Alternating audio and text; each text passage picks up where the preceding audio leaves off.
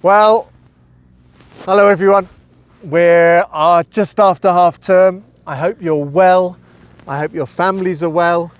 I hope if you've been at Concord over half term, you've had a decent time. And I hope wherever you are, your loved ones are safe. I'd like to first of all thank you for your patience, for your tolerance and for your hard work since January. It's never the best time of year here in the UK. It isn't always like this, to be honest, but there we go. And I think, it's difficult, and particularly in these times, even more so. So I just want to thank you for all you've done to maximise your potential and, to make the most of your opportunities in spite of the situation. Thank you. I was also reflecting on just how positively things are now going. I heard yesterday that about 17 million people adults have been vaccinated in the UK. I think it's about a third of the adult population, which is very, very exciting. That rates of the virus are falling, hospitalizations are falling, and transmission is also falling, which is really, really positive. And that thing I said, I think at the start of February, it's going to get better, does appear to be just moving that little bit closer. So that's quite exciting. Then today, I'm speaking before the Prime Minister here in the UK is due to make a statement, but it looks likely that schools will be opening on the 8th of March. That's a really positive step. Obviously, we'll need to wait and see exactly what's happened, and I will be in touch later in the week with your families to let you know what is happening. But another step. And then, of course, on Wednesday, we're hoping to go into here at Concord, for those students who are in residence, we are hoping to go into face-to-face lessons. We're waiting, of course, on today's PCR tests, and we don't quite know whether Wednesday will be possible, but we're very, very hopeful, and I'm hugely grateful to all the staff who are making that possible, but also to students, because I'm asking you, of course, to behave with complete responsibility when you go back into the classroom, hopefully on Wednesday. So, all in all, many, many positives. And then I'm just going to reflect on the weather, quite honestly, because there's a symbolism in this. We've come out of a winter. Today we're heading into a spring. And I would like to think that that is the way we can also look at the pandemic. We've come out of the winter, and maybe a new day is coming.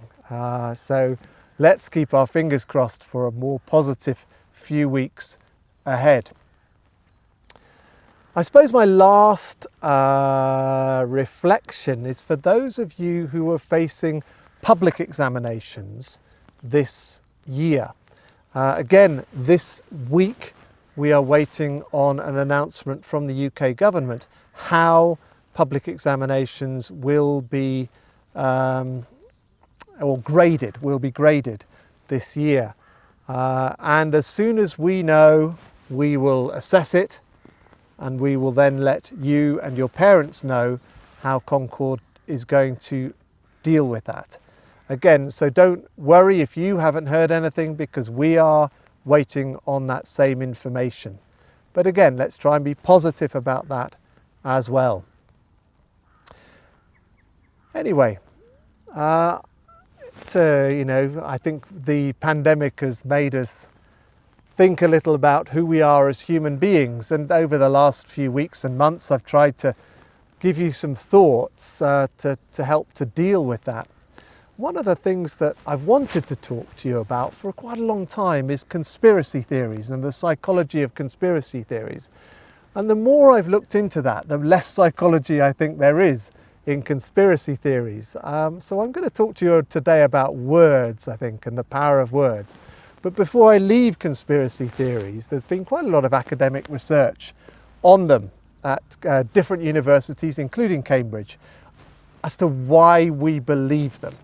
You know, why do people go for it? Don't take the vaccine. You know, I don't know. Somebody's controlling the lasers in space to cause forest fires or whatever. You know, there's just so many conspiracy theories that man's never been to the moon. You'll have your own favourites. And apparently a few reasons. One is narcissism. We want to believe in something that others don't. That's not a great thing.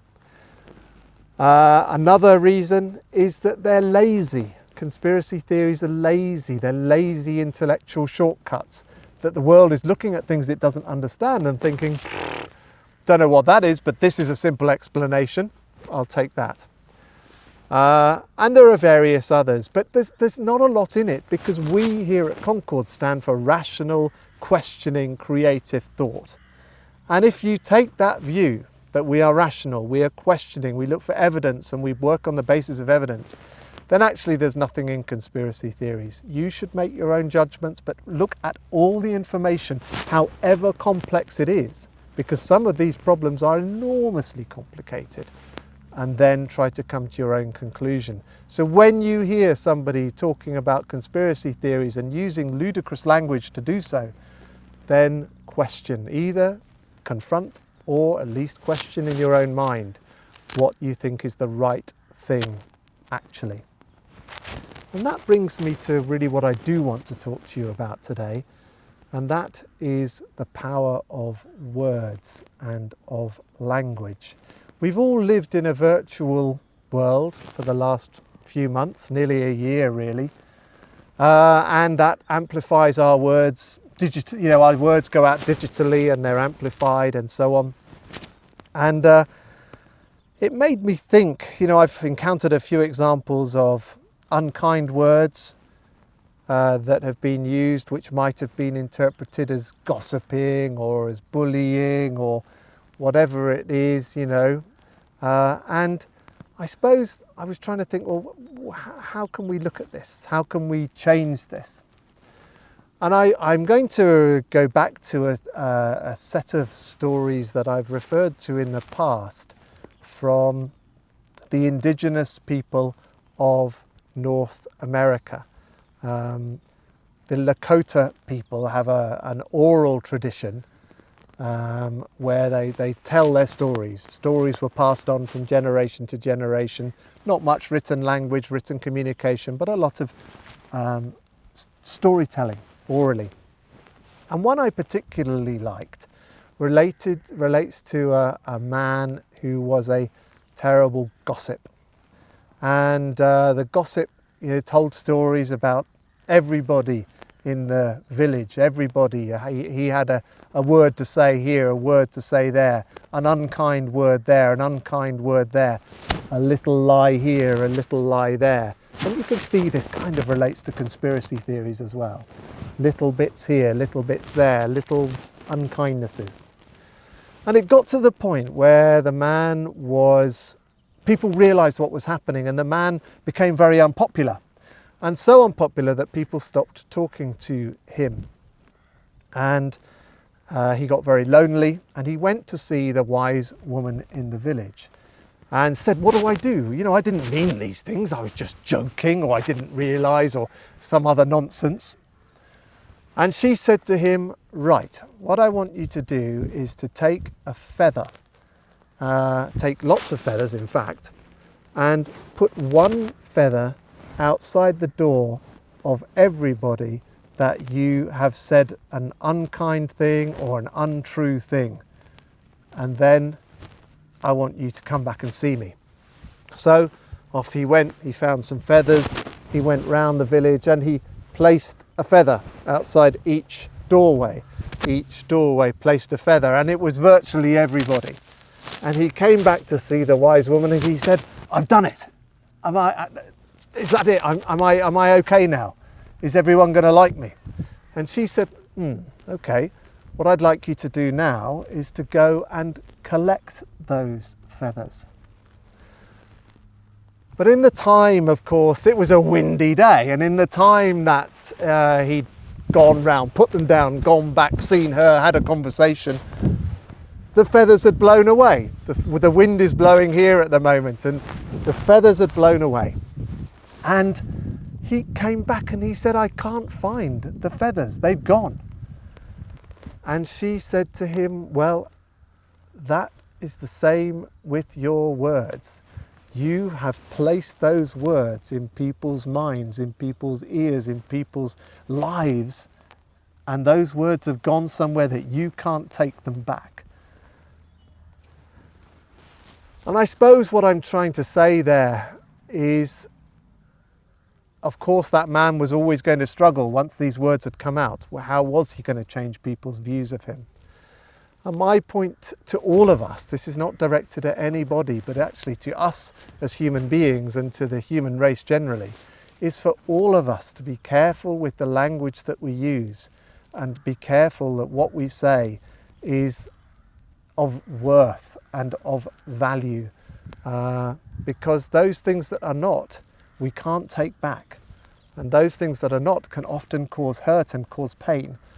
And I'd urge you all to, consider that in our little community, but also in the world in which you live and the world that you want to live in. Because, I was the future yesterday and you're the future now. And I would say to you, let's make the world a better place. And one little thing we can do is choose our words carefully and give those kindnesses generously. Anyway, thank you ever so much for listening, and I hope today you have a good day, and the next day, and each day gets that little bit better as we head into our spring together.